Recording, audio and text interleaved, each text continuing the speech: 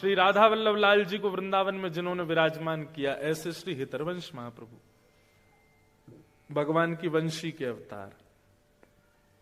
हरिवंश महाप्रभु के चरित्र में एक बहुत सुंदर लीला आती है कि जब आप छोटे थे ना, तभी से आपका नियम था, प्यास लगती थी तो वही पानी पिएंगे जो ठाकुर जी को भोग लगा हो। ठाकुर जी की झारी जी का जल हो, ठाकुर जी का चरणामृत का जल हो, चाहे प्यासे मर जाएंगे लेकिन उसके अलावा कुछ नहीं पिएंगे। और भूख लगेगी तो वही पाएंगे जो ठाकुर जी को पधराया जा चुका है, उसके अलावा चाहे दुनिया के बहुव्यंजन सामने रख दिए गए हों, भूखे सो जाएंगे लेकिन ठाकुर जी की वस्तु लिए बिना नहीं सो। एक बहुत सुंदर लीला सुना है। एक बार हरिवंश बालक थे, छोटे बालक है, जैसे बालक खेल रहे हैं ऐसे छोटे से बालक थे। तब से उनका नियम था कि उनके पिताजी के जो सेवा के ठाकुर जी थे वो पूरे दिन उनको ही देखते रहते थे। पूर्व जन्म का उनको याद रहता था कि मैं निकुंज की एक सखी हूं, वंशी सखी, वंशी अली।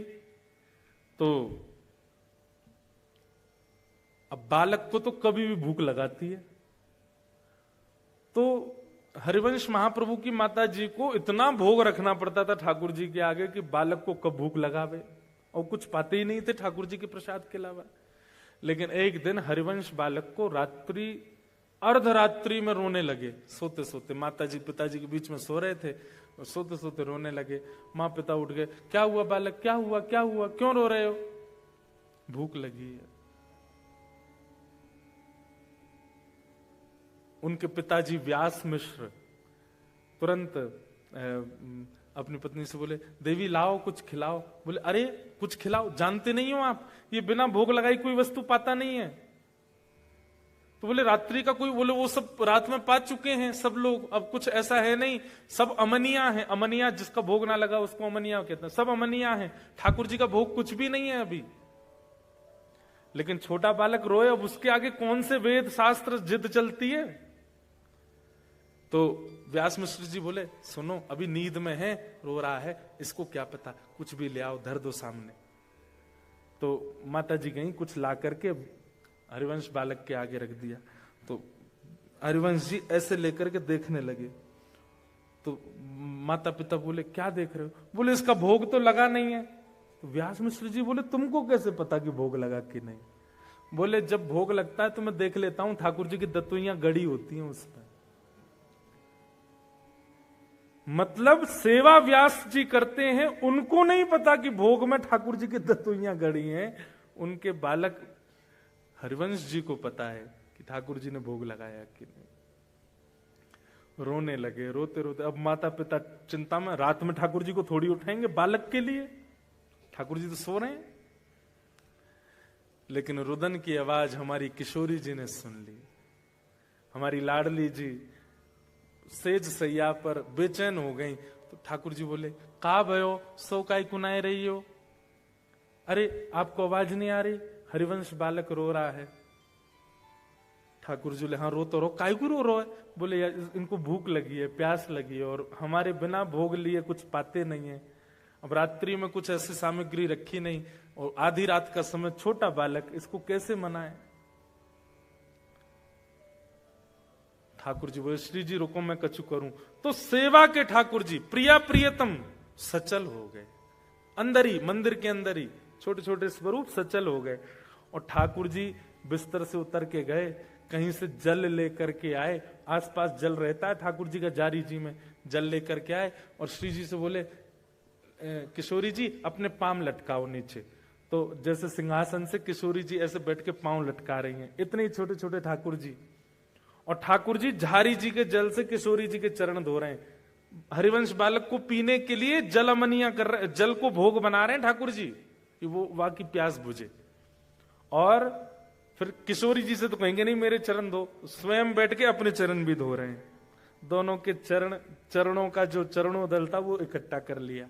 और फिर बंटा भोग, रात्रि में ठाकुर जी के पास में कुछ भोग रखा जाता है, उसको लेकर के आए। और किशोरी जी तो बोले, लो पाओ, पूरा मत पइयो ने छोड़ दियो बालक को। किशोरी जी ने एक मुख लगा रही है, ठाकुर जी ने एक मुख लगा रहे हैं। मुख लगा करके सन्मुख पधरा दियो, और सन्मुख पधरा करके और कछु सामग्री भीतर से गेर दई। और तुरंत गेर के झटपट दोनों गए और रजाई ओढ़ के जैसे स्वरूप थे वैसे ही है कि सो गए। व्यास मिश्र जी को आवाज आई, बोले अरे ठाकुर जी के कक्ष से आवाज आ रही है। गए, जैसे धीमे से गए तो सामग्री जो गिर गई थी नीचे, कुछ खिलौने होंगे ठाकुर जी के, वो उठा के ऐसे पर्दा हटा के ऊपर धरने लगे। तो वहीं क्या देखा, बिना ठाकुर जी के उठाए ठाकुर जी के चरणों का चंदन मिश्रित जल एक पात्र में रखा है और ठाकुर जी के मुंह से टूटे भय लड्डू, जो रात में साबुत लड्डू रखे थे वो लड्डू फूटे भय एक पात्र में रखे हैं। देख करके व्यास मिश्र जी समझ गए। क्या समझ गए? बोले ठाकुर जी को चिंता हो गई, बालक रो रहा है, तो अपने आप ही उठ के अपने पैरन को आचमन और भोग लगा के धर दियो है। लेकिन व्यास मिश्र जी बोले पूर्णता तो तब पता चले जब हरिवंश बालक देख ले भोग, उसको ही पता चलता है कि भोग लगा कि नहीं। लेकर के गए, लो बालक पाओ। तो हरिवंश जी ने जैसे ही देखा, हाँ ठाकुर जी का भोग लगाया, तुरंत पा गए। ठाकुर जी का चरणों दल ले लिया। ऐसी स्थिति, इसको कहते हैं विरक्त इंद्रिय। जैसे आपकी जीव कैसी है इस वक्त, उसको छोले भटूरे का स्वाद पता है और वो उसी के स्वाद को याद करके आपको बेचैन करती है। छोले भटूरे चाहिए, छोले भटूरे चाहिए। आपकी जीव को स्वाद पता है पानी पूरी का, तो पानी पूरी का नाम लेते कई होंगे तो मुंह में पानी आ भी गया होगा। आहा, खट्टा खट्टा पानी जब जीभ में जाएगा कितना सुख मिलेगा, आनंद आ जाएगा। लेकिन सख्य भाव जिसके अंदर होगा, ठाकुर जी के प्रति सख्य भाव जो रखता होगा, उसको बाह्य व्यंजनों का रस नहीं पता होगा। उसको पता होगा कि हमारे वृंदावन के श्री राधारमण लाल जी की कुलिया की प्रसादी, उसका नाम लेते ही मुंह में पानी आ जाए। श्री वृंदावन बिहारी लाल जी के सुबह की, अब आपने तो पाई नहीं होगी, सुबह सुबह बिहारी जी को पराठा भोग लगता है। हमारे बिहारी जी को इतना स्वादिष्ट पराठा, आहा। श्री राधा वल्लभ लाल जी की खिचड़ी, क्या कहने, मेरे तो मुंह में पानी आ गया। भाई थे मन कर रहा कल की फ्लाइट थी वृंदावन जाऊं, पा लूं। मतलब आपके टेस्ट बर्ड्स, आपकी दर्शन की स्थिति देख, अभी नेत्रों को क्या चाहिए? सुंदरता, उसका रूप, वहां के लोगों का रूप, या वहां का व्यू, या वहां का सीन, ऐसे देखने की इच्छा होती है। लेकिन नेत्र इतने सुंदर कंट्री में रहने के बाद भी व्याकुल किसके लिए? वृंदावन की कुंज गली देखनी है, उनको देखने के लिए। ये विरक्त इंद्रिय का लक्षण है। ये ठाकुर जी सखा मानेंगे तो ऐसी ही इंद्रियां होती चली जाएंगी। आप भगवत संबंधी वस्तु के अलावा किसी में आपको सुख मिलेगा ही नहीं। ब्याह में जाओगे, लड़का लड़की एक दूसरे को माला पहनाते, सब लोग आहा क्या राम सीता की सी जोड़ी, आपके मन में आएगा खाक राम सीता की सी जोड़ी। अभी आपने हमारे वृंदावन प्रिया प्रियतम बसो मोरे नैननु में यह जोड़ी, बसो मेरे नैननु में यह जोड़ी। नव दुल्हे ब्रजराज सांवरो, नव दुल्हे ब्रजराज सांवरो, दुल्हन राधा गोरी, दुल्हन राधा गोरी, बसो मोरे नैननु में यह जोड़ी, बसो मोरे नैननु में। हित हरिवंश करीन्यो छावर, हित हरिवंश करीन्यो छावर, चिरजियो यह जोरी, चिरजियो यह जोड़ी, बसो मोरे नैननु में यह जोड़ी, बसो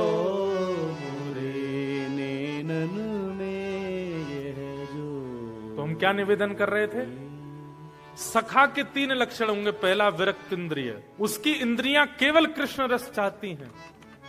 दूसरा प्रशांत, भगवान का सखा कम बोलने वाला हो, ज्यादा बोलने वाला नहीं, मतलब बाह्य चर्चा ज्यादा ना करे, कम बोले, थोड़ा मौन रहे, शांत रहे। ठाकुर जी को शांत व्यक्ति बहुत प्रिय है। ठाकुर जी को बोलने वाले प्रिय क्यों नहीं है? ठाकुर जी खुद ही बोलता रहेगा, मेरी सुने कोई ना। मुंह को तो सुनवे वारो चाहिए, जो खुद शांत रहे, मेरी सुने। हमारे ठाकुर जी बोलते क्यों नहीं है? हम बोलवे को अवसर ही नहीं दे रहे उन्हें, हम ही बोलते रहते हैं। तो प्रशांत आत्मा।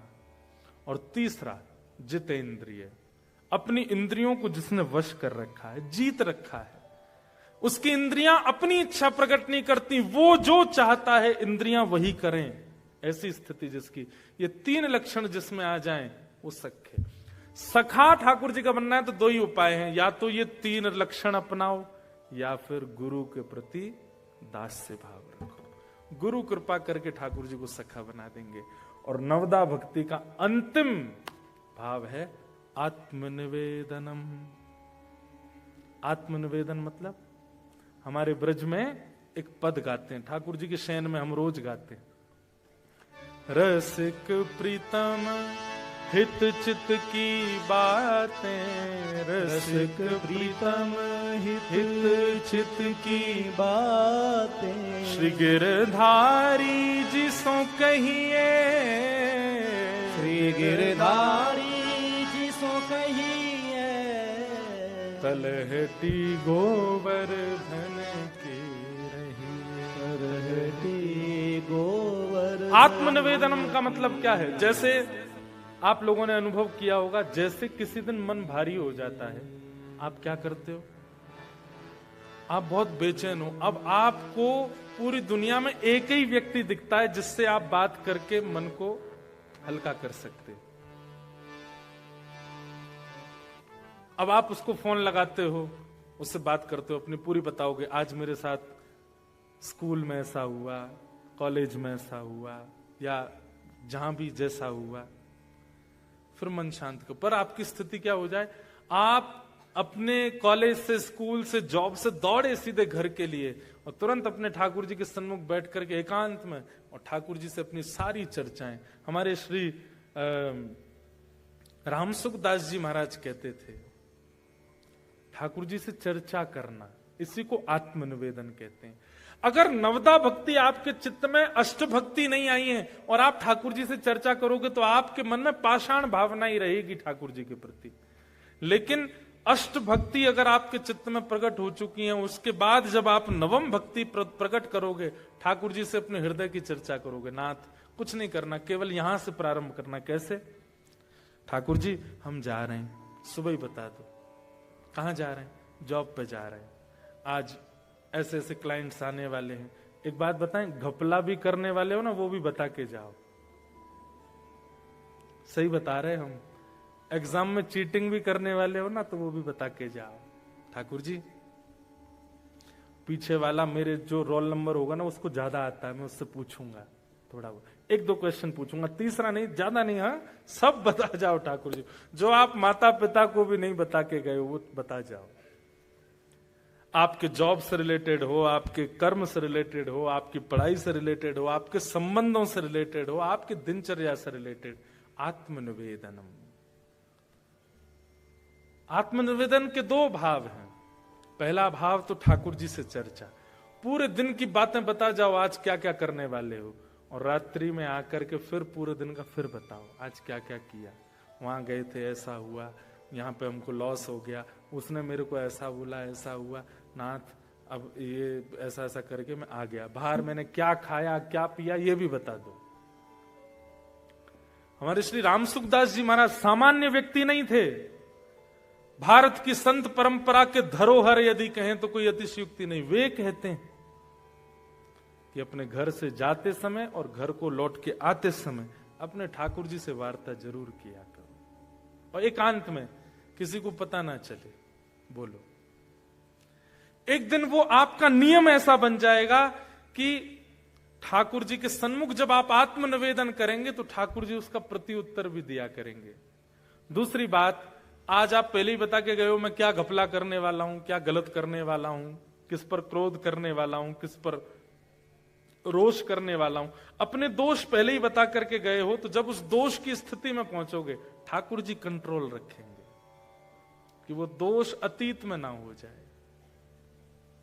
अर्जुन ने महाभारत युद्ध का विजय इसलिए बन गया क्योंकि वो एवरीथिंग क्लियर थी उसकी ठाकुर जी के आगे।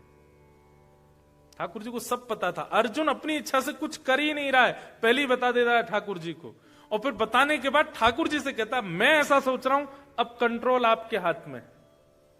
सेनयोर भयोर मध्य रथम स्थापयमेच्युत, मेरे रथ को ले जाइए बीच उभय सेना में ले जाकर खड़ा कर दीजिए, मैं ऐसा ऐसा करना चाहता हूं, बाकी इच्छा आपकी चलेगी। करिष्ये वचनम तव, आप जो कहोगे मैं वो करूंगा।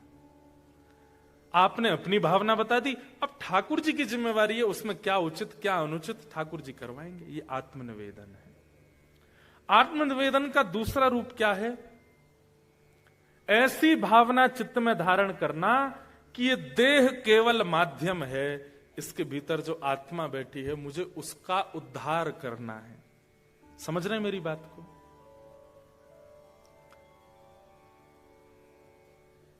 आप विदेश में रहते हैं, लोग लंदन में रहते हैं, अमेरिका में रहते हैं, ऑस्ट्रेलिया में रहते हैं, लोगों से मिलते हैं।